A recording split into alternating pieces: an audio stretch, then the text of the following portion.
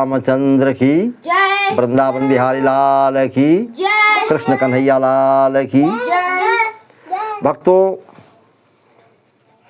हमारे हिंदुओं में हजारों तीर्थ स्थल हैं। लेवल हिंदुओं के हजारों तीर्थ स्थलों में जो है स्थलों में ये मिलता है कि धाम केवल 4 हैं, 4 धाम। लेकिन ये भी मिलता है कि 4 धाम के साथ साथ चारों ओर 4 धाम और हैं, 4 धाम। और ये 4 ही क्यों हैं? क्योंकि हिंदू धर्म में 4 वेद होते हैं। हिंदू धर्म में कितने वेद होते हैं? 4 वेद होते हैं। ऋग्वेद, यजुर्वेद, सामवेद और अथर्ववेद। ये 4 वेद ही हिंदू संस्कृति के आधार माने गए हैं। 4 वेदों में से ऋग्वेद, यजुर्वेद, सामवेद, अथर्ववेद ये हिंदू संस्कृति के आधार हैं। और 4 होते हैं और 4 वर्ण भी होते हैं। 4 वर्ण होते हैं जिसमें कि ब्राह्मण, क्षत्रिय, वैश्य और शूद्र। ब्राह्मण, क्षत्रिय, वैश्य और शूद्र।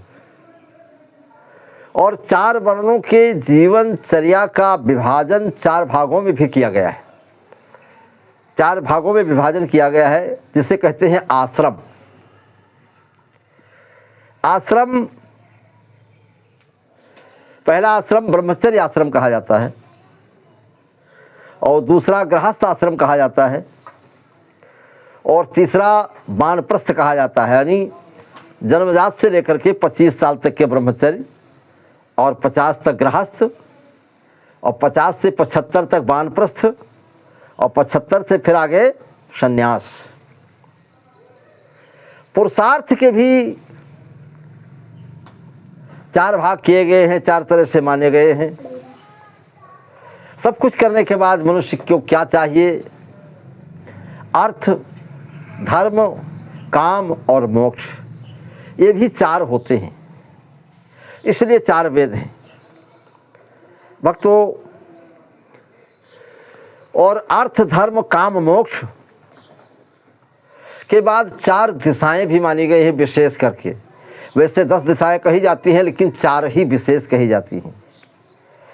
पहली दिशा पूरब की मानी जाती है और दूसरी दक्षिण की मानी जाती है और तीसरी पश्चिम की मानी जाती है और चौथी उत्तर की मानी जाती है। और इन्हीं 4 दिशाओं में के अनुपात में 4 धाम भी हैं।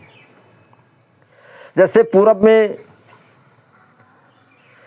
हमारे बहुत मान्य पूज्य जगन्नाथ धाम,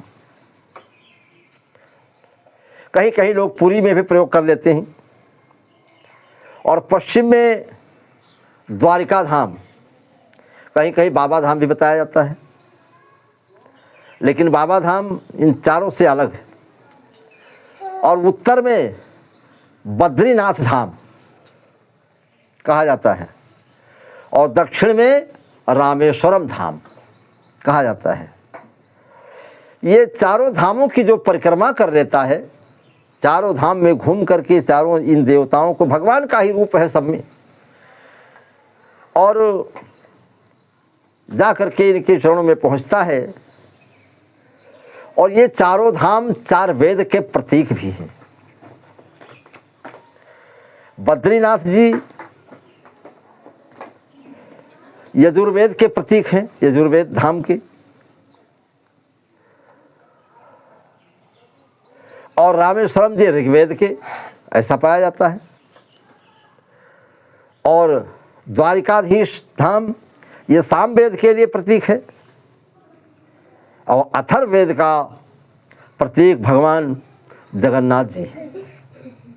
इस तरह से 4 वेद हैं और 4 वर्ण बताए गए हैं। शरीर में भी 4 वर्ण बताए गए हैं लिखा गया है ऋग्वेद के अंतर्गत कि ब्राह्मणों से मुखमासीत, ये गले से ऊपर का हिस्सा ब्राह्मण है। बाहु राजन्याकृता, और दोनों हाथ ये क्षत्रिय हैं। उर तदस्य देवैश्या, और ये पेट बनिया है, और कमर से नीचे का हिस्सा शूद्र कहा जाता है। पदाभ्यंग शूद्रो अजायत, लेकिन इनका चारों का इस प्रकार से संगठन और मेल है कि एक के बिना दूसरे का काम चलने वाला नहीं है। पाँव के बिना हाथ का काम नहीं चलेगा, हाथ के बिना पाँव का नहीं चलेगा, और हाथ पाँव के बिना पेट का काम नहीं चलेगा। और लेकिन जिस प्रकार से स्त्री जाति के तमाम व्यवहारिक नाते होते हैं, कोई ससुर है, कोई स्त्री, कोई जो है देवर है, कोई जो है जेठ है, कोई सासू है, कोई देवरानी है, कोई जेठानी है, और कोई पति है, लेकिन पति का स्थान तो सर्वोपरि है, इसलिए पति के स्थान को कोई नहीं ग्रहण कर सकता। इसी प्रकार से यहाँ भी सब कुछ होने के बाद ब्राह्मणों से मुखमासीत, पेट के बिना हाथ का काम नहीं चलेगा, हाथ के बिना पेट का नहीं चलेगा, ये सब काम चल जाएंगे, लेकिन आखिर में ये है कि अगर पाँव कट जाएगा तो काम चल जाएगा, हाथ कट जाएगा तो काम चल जाएगा, पेट में कोई गड़बड़ी पैदा हो गई तो काम चल जाएगा, सीधे उल्टे सीधे। लेकिन गले से ऊपर के हिस्से में अगर कोई खराबी पैदा हो गई, अगर ऊपर का हिस्सा उड़ गया तो तीनों ये बेकार हो जाएंगे। इसलिए मिलकर रहना चाहिए।